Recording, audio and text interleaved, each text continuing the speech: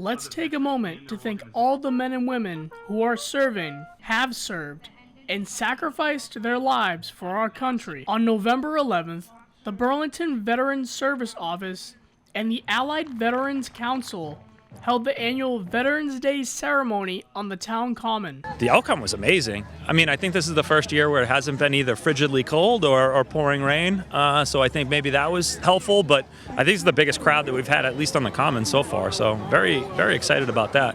But this year we recognized veterans' service beyond their service. So individuals that have left the military and then continue to come back into their community and serve their community, whether or not that's firefighters, police officers, volunteer workers with the veteran service organizations, and even volunteers outside of anything beyond the scope of veterans.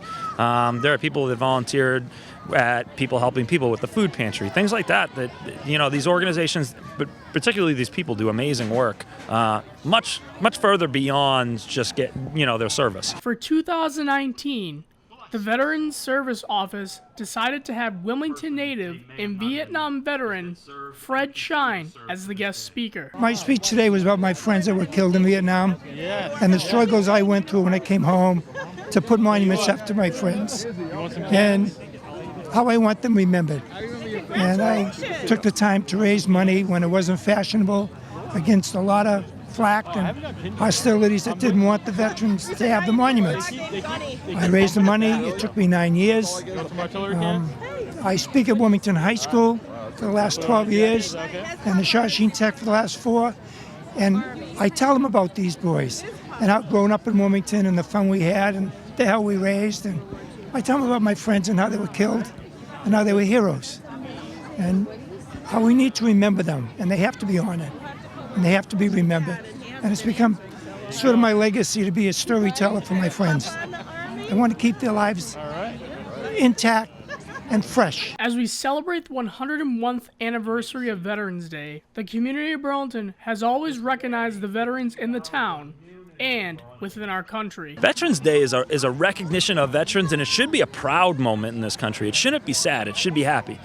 And I think, particularly today in 2019, this country does an amazing job in recognizing veterans, whether or not that's private organizations, that the things that they do for their veterans, or whether or not it's just day-to-day things that I think people generally, understand the sacrifices that veterans give and are very proud of that. And that's why I think Veterans Day, in 2019, you have the population that we do that come out and support them. I think it's a great thing. I came back and it was an honor to serve them, an honor to serve my country.